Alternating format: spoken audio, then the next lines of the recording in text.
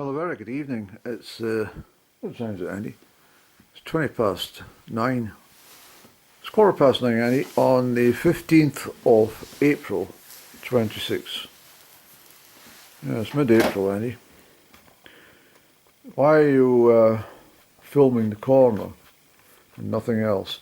Well, the fire's on, but it's not a big fire. It's just so I can get hot water, so I don't need a big fire at this time of year. It's quite mild out there. But I always try and keep it on. And anyway, the reason I opened the camera tonight was because, well, this is not so much about me. Although I will be talking about myself again. But when I was at Crieff, when was it, Andy? When was that, sir? I think it was the 7th of April. I can't even remember what happened yesterday. I can't remember what day things are, but I think it was the 7th of April. If not, I'll put the date up. And I met a chap who had his camera set up, and he's obviously backpacking. He's heading off to some bothy. So we shared a few niceties and chatting away about different things. I told him I was going to Rannoch. So he carries a channel, Cowl Explorer. It's not been running for very long, but I've watched a few of his videos. It's pretty good, actually. I'm not asking you to watch the whole video, unless, of course, you want to, and I encourage you to do so. But I'll leave the link for the chap for this particular video from that date at Crieff, because he was very kindly at the start, 2 minutes 7 seconds in to be precise. He actually said about another chap I'd met later on, actually, at Loch Ossian on my return. He'd been walking, and I saw him again back at the Crieff train stop. He got on the train as well as I did. We weren't on the same carriage, of course, but anyway, again,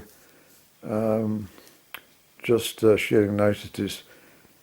But anyway, so the chap had given this bloke a shout out, but he also says, I met another bloke, he's on his way to Rannoch, he's filming as well, and he pointed up, and on the skyline, you can actually see me doing my selfie walk. So I'm set up the camera, I'm walking, and I'm returning back to pick up my camera. Well, I'll put it in just now, will I? Yeah, this is this part here of me doing that walk. Now, his camera, I think it's a GoPro, didn't seem to pick up much wind distortion, so I'm not sure why that should be the case, or indeed if it's the fact that he has a microphone attached to his, I think he said he attached it to his hat, his cap. But this camera of mine, I don't think it works with a external microphone. I think it's got to be the one that I speak into as I'm doing just now.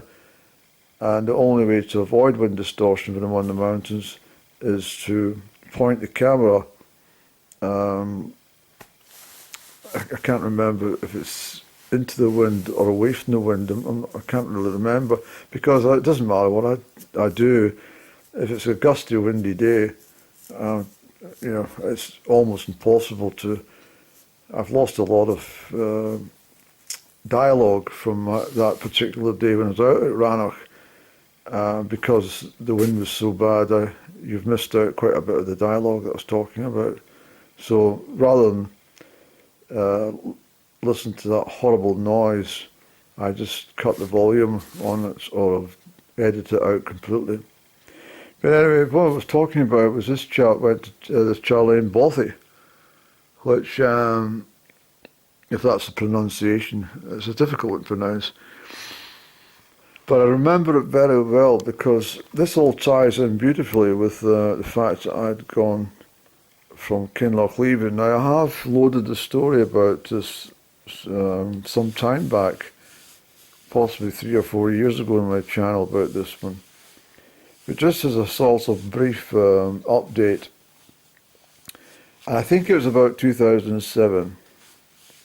I'm not absolutely 100% sure, to be really honest about this, but it was right about that time. I think it was. I think it was late August 2007, and I think it was April 2008, which I booked when I walked from Dalwhinnie to Crieff, staying at Loch Ossian, and then walked back over to Rannoch Station on the old track, the correct track. But this particular occasion, because the chap has actually captured a lot of the footage from the area north of the Bothy, but obviously in this video that he's done hasn't covered the area from Blackwater up to that Bothy. So let me just recap. I'm sorry if this is going to be a boring episode, but hopefully you'll enjoy the little storytelling from it. But it is true. And I walked into, I'd taken the CityLink bus westwards from Perthshire up to Glencoe Village, and then I got a local bus down to Kinlochleven. Of course, I got a weighty rucksack on my shoulders with my tent and all my provisions for being out in the moors for 3 days. And so I previously said, if I'll just say it again, I went into a pub there and ordered some food and got myself a pint of, I think, Tennant's Lager or something like that at the time. Pint of lager, and when I went up to the bar to pay for it, the woman said to me, "Are you heading in? Or are you heading out?" So I says, "I'm heading up to the Blackwater Dam." And this woman, I could still feel and still hear. I can still visualize the woman's expression and her voice, and when she said, when I told her where I was heading to, she said, "Oh, no," and it was really, really eerie, and I said, "Well, that's where I'm heading to." I paid for my food and my drink, and that was it. And she said, "No, don't go." And so what's that effect? And I went and strided out. And where I headed up, I didn't take any of the official trackways. There's a track which I now know will take you up, and it heads towards the Devil's Staircase towards Glencoe. By a huge distance, of course, but that would have been one track. There was another track on the other side of Kinlochleven, which takes you up on the north side of Blackwater Dam. But at the time that I'm talking about, in 2007, I went up through the woods, and I came onto this, it was part of the old-fashioned aluminium works. And this was the water that flowed from the Blackwater Dam. It was like a canal, but over the top of this canal, I'm talking about a canal that was really rapidly fast-flowing water. I've so many risks I've taken without really thinking about it. But as I was walking, when I eventually found this, and I thought, this is easy walking, and it's a sponge material. And I'm walking along this, mile after mile, really, following this snaking kind of canal thing with the fast-flowing water below my feet. But every so often there'd be a gap. And I think to myself in horror that, all I needed to do was miss a step, crossing one of these gaps without noticing. I would have went into that water with absolutely no way out of that. Fast flowing, I'm talking about, really, really fast flowing water. Anyway, that night I got myself up towards the top of up to the Blackwater Dam. If you want to check out the map, you can do so. An Ordnance Survey map. But at that time, there was a walkway which you could take. They've fenced it off now. But back in 2007, you could have access from one side of the Blackwater Dam to the other on this particular walkway, and you were almost at head height, not literally, but with the top of the dam. I tell you this because the water will be pouring over the top, just as it's back and forth. And I think they closed it because when the popularity of the early days of YouTube, and YouTubers were up there doing all sorts of antics, and it's becoming a health and safety issue, very dangerous and stuff, and I think that's why they sealed it off at both ends. But I can tell you, I've walked that entire straight dam with the water lapping over the top. It was bloody incredible. There are other routes that you can take through, but when I got up to the top, unknown to me, when I saw this little fenced area, I thought, I wonder what that is over there. I'll go and have a look. And it was a graveyard. And it's all these sorts of gravestones to the headstones to the fallen. Those navvies who built the dam itself back in Victorian times, back in the 1880s. And not only that, and I have mentioned before, that many of them, because they were working on site, and they played cards and stuff to pass away the hours in the evening, but most of them wanted to have a drink. And sometimes that involved walking several miles to the nearest pub, which would be Kinlochleven, probably Glencoe village, and also over to the King's House. And I dare say probably, in all probability, they may not have been able to get into some of the bars in Kinlochleven. They might have been thrown out previously, and they might have been restricted where they could go, so therefore they took the chance and walked over the moors to King's House, some considerable distance. And many of them didn't make it back. So these graves are all situated there.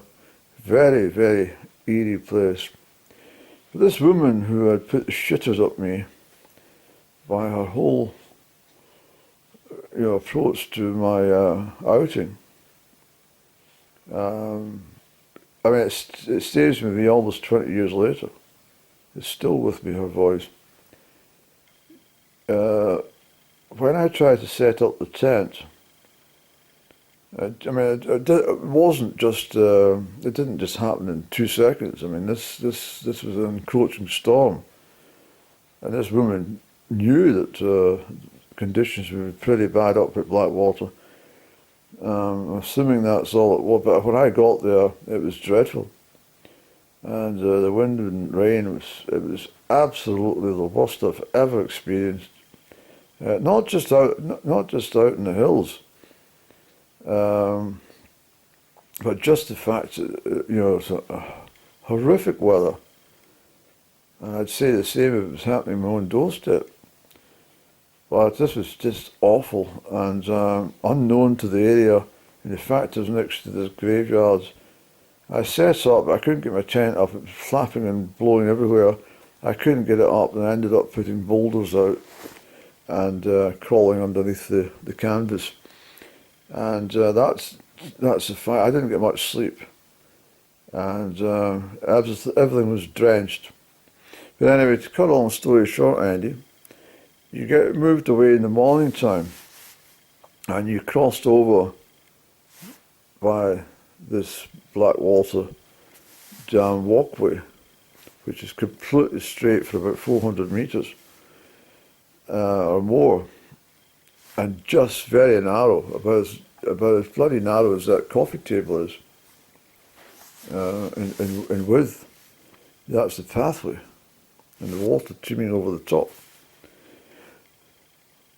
I weaved my way up through Rannoch in a very desolate place altogether, and the worst of it was you couldn't distinguish a footpath from the rivers or the streams or the burns because the water was cascading everywhere. I remember this vividly. The tracks were just fast-flowing, raging torrents everywhere. And I think I was reduced to about, I think I was walking about 500 metres an hour, or maybe a mile an hour at most. But I wasn't walking like I would walk anywhere else. I had this heavy rucksack on top of my shoulders. I was sodden. Everything I had was soaking. I was shattered. And the terrain was just awful. But I came across this bothy, which I didn't know it was there. But when it came into view, I thought, there's someone's house. I said, it's not a house, Andy, it's a bothy. So we walked in. I walked in, and I can see on that video, that Carol Explorer video, the bothy itself has been done up since 2007. It wasn't like that when I arrived. But it was, I gone in, I took a trout with me. I had taken trout and unwrapped it, and I had a small sort of grill thing. And I remember cooking that trout in aluminium foil. I had this all prepared, you see. And I sat and I ate that trout, and I felt absolutely wonderful. I really did. And I had some tea with me, and I boiled up some tea, and I felt good. And then I thought to myself, just in the last couple of weeks actually, it's just been coming to me in the last few weeks, and more so after watching that chap's video, that I'm more and more persuaded that it couldn't have taken me 12 hours to walk 8 miles.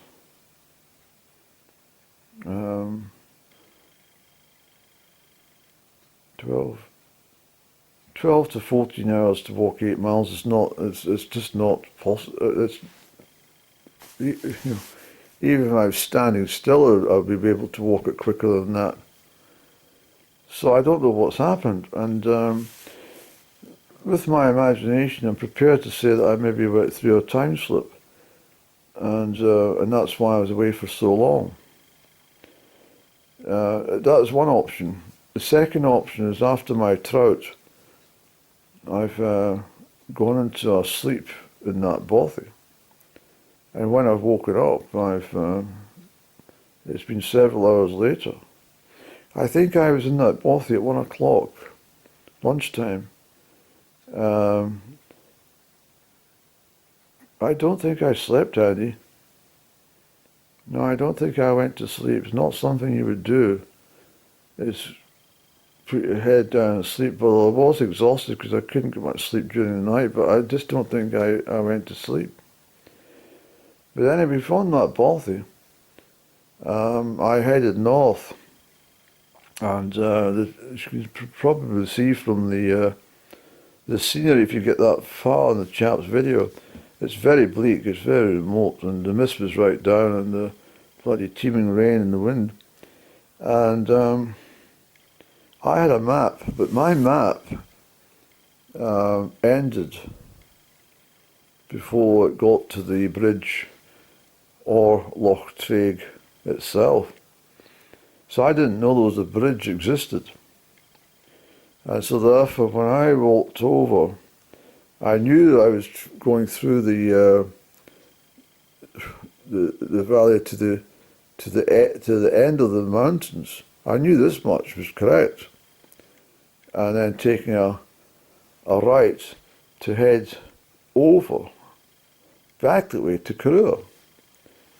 But unfortunately, I decided to cut some time out, and I decided to cut over, rather than go the long straight. I decided to go over and up over the mountain. And it was the worst decision I ever made, because I hadn't a damn clue where I was at or anything.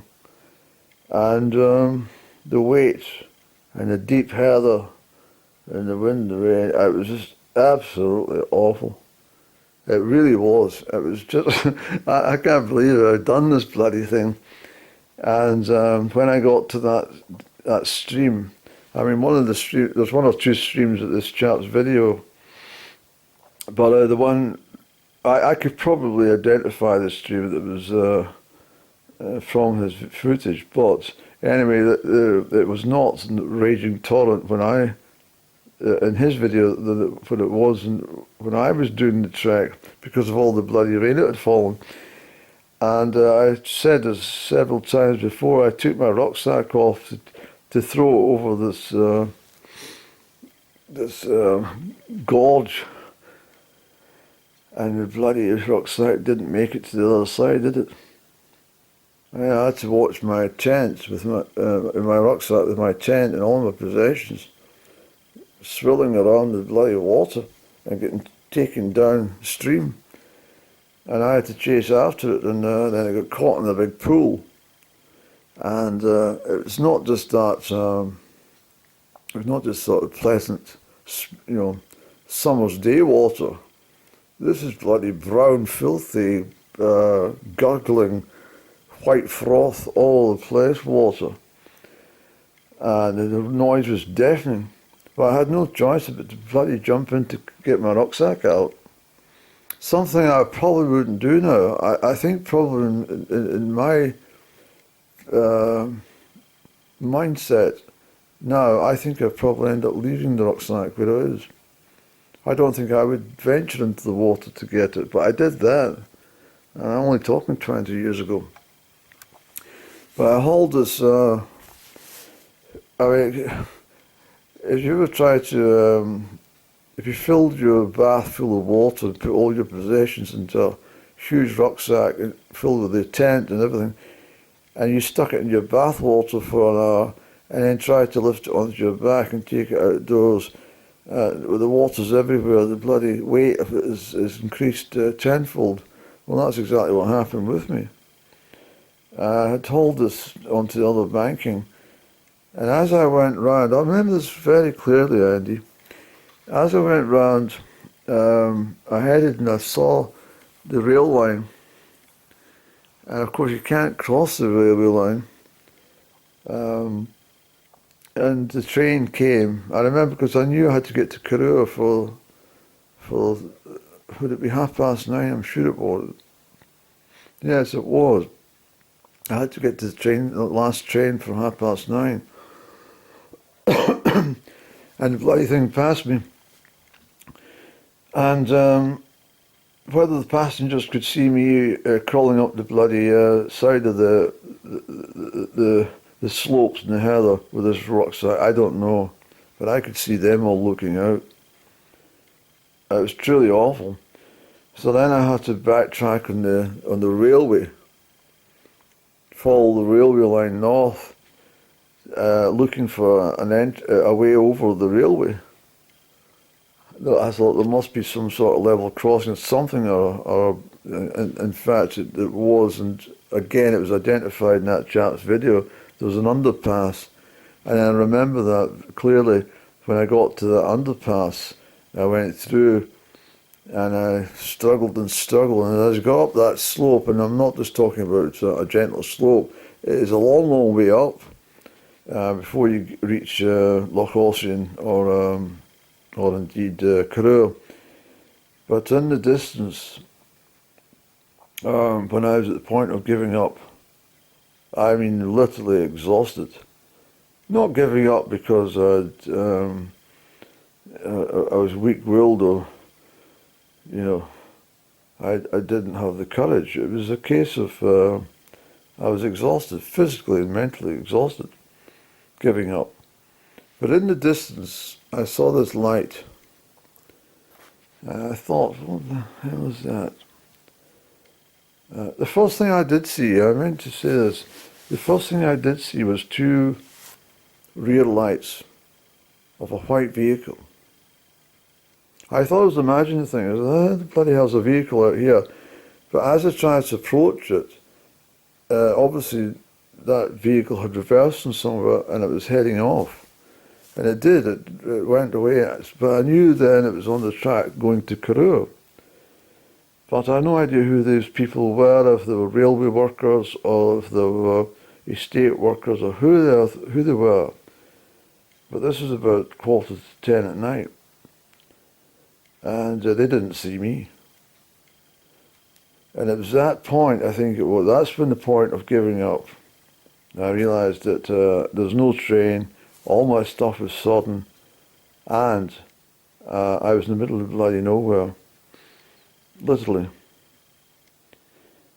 That I perhaps felt like giving up. And at that moment, as I say, in the distance, this light, this speck of light, and I thought, what is that? Because I didn't know there was a youth hostel at Loch Ossian. Not at that time. I did after walking to it. As I got nearer and nearer the light, I realised it was a building. And I thought it was a farmhouse. But I wasn't bothered. I knew that if I got to the farmhouse, I could chap the door and tell them exactly what's happened to me. They'd be able to identify the state I was in, soaking cold and wet. I knew it was all right. But I got there, and I remember chapping at the door, and this German chap came. Oh, I didn't know he was German. Well, you can always tell the German. I don't know, you can identify a German, but or a Swiss or an Austrian. But anyway, as he opened the door, he spoke in German accent. I says, "Is there any place I can stay?" And he says, "You have to speak with Nick." I said, "And who's Nick?" He's next door. And so I went to this door, and this guy Nick came out. And I was amazed because asking the lady just last week about Nick. He left. He left after 17 or 18 years of working there. But I told her about, well, not the whole story. I just told her I remembered them. But where are we, Andy? Oh yes, so Nick came and she said, "What happened to you?" And I said, "Well, apart from trying to retrieve my rucksack from within the burn, the river, I told him exactly where. He said, "Oh, I know what you've done." And he mentioned the Gaelic name for it. He says, "You've come over below." He says, "Why didn't you go down to the bridge?" I said, "I didn't know there was a bridge." My map. I showed him a map. It was sodden, half torn. I says, it didn't show the bridge, because it doesn't go that far. The map stops before you get there. I says, "Well, yes, exactly." So anyway, he said to me, "I need to get some of these clothes off you. They're absolutely sodden." However, anyway, he says, "You'll get a bed for the night, but you need to get some of these clothes off." So I took my jumpers and stuff, and I think I mentioned I put them on top of the pulley, and nearly took the bloody pulley out the ceiling. It was so damn wet. I didn't ring them, you see. So anyway, I did. I got everything organised. I was frozen. You know that thing when your teeth start chattering, that proper chattering, and your hand, everything starts shaking like this, and your teeth are chattering and shit. Well, that's what it was like. And very kindly, that German, there wasn't just one German, there was two men and two women, couples, two couples, and they very kindly prepared some food, and I think it's what they had been eating, some pasta and stuff, and they also made me fresh tea. It was so good to have that. And then they were very kind people, I have to say, and then that Nick got me organised, and I got about a place to sleep. And I had to pay for it, of course, but I didn't mind. I would have paid if I was a millionaire that night and it cost me £999,999 for the accommodation, I would have bought it. I was absolutely desperate. The cold, wet. I was exhausted, and I just wanted to put my head in a pillow, and that's exactly what I did.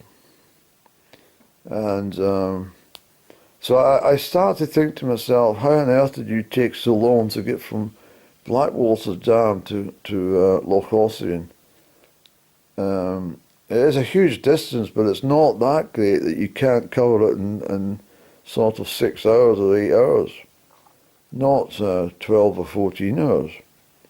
So that makes me think I'd either been taken out of my own existence for a wee while, or I slept, but I don't remember sleeping. I don't think I slept. No, I wouldn't have slept. So I'm not sure what's happened, but covering distances that slowly, it doesn't seem right. And the fact that darkness comes down, well, I suppose it was the end of August, Andy. It's darkness does come down at 9 o'clock, 9:30. It's dark, isn't it? Yes. So in the morning, I remember all was well, and now this is the bit you've got to try and think. Is this the time that you walked over to Rannoch Station? Or was it the time you came from Dalwhinnie? No, I think you got the train from Carrera, Andy. I think you gave up walking for a while after that experience. I'm sure you did.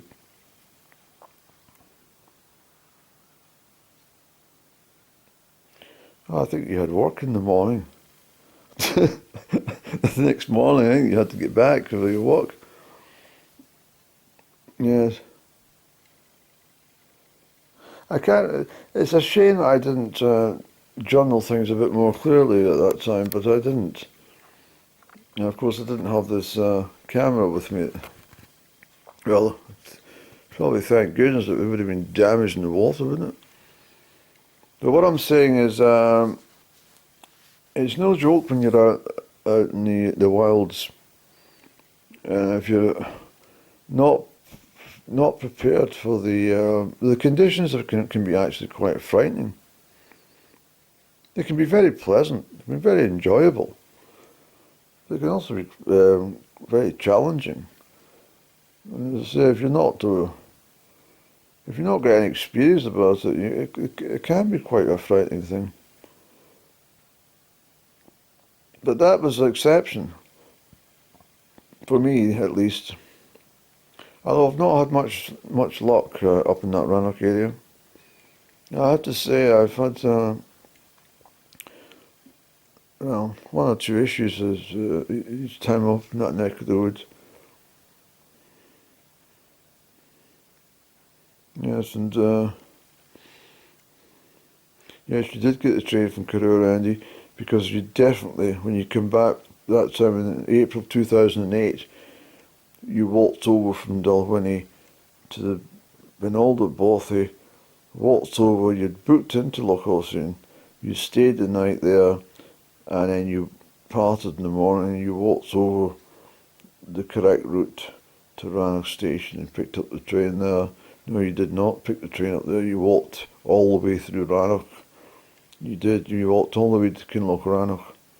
This is why you're getting all mistaken. You keep changing your story because you seem to be dithering and getting mixed up. Why didn't you keep a diary? Why didn't you keep a journal, Rainey? Yes, well, I didn't. So that's the way it is. Yes. So that's my trip, as it was. And once again, I'm having a deja vu moment here. I find that every time I try to knit that particular walking those episodes together, I can't do it. And for some reason, my whole mind seems to fade, and I can't, for the life of me, work that one out. I don't know if this makes sense, but every time I try to, put in the final details of that particular walk, I fail.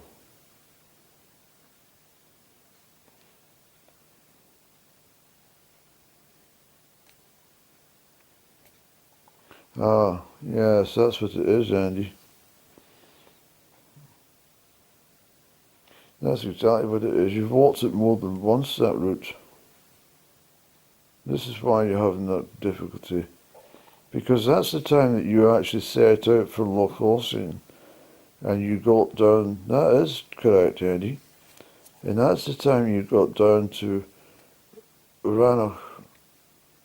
And when you got to Rannoch, you went to the moor of Rannoch Tale, and you tapped on the door, and the chap says, we can't, you're not bringing you in. Go and get yourself a train. That's right. And it's the time you came from Dalwhinnie to Loch Ossian, and then you crossed over Rannoch again, and that's the time that you walked from Rannoch and turned left and all the way down through Kinlochleven and all the way towards Aberfeldy. Does it make sense now? It does. And I just remember, this has been very much a clarity episode, Annie, because I now remember when I stayed when I got to Kinlochleven. I always thought I'd stayed up on the bench at the train stop, but I didn't.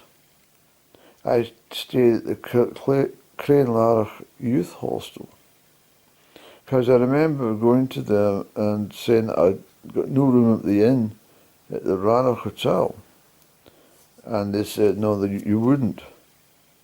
It's a high caliber place.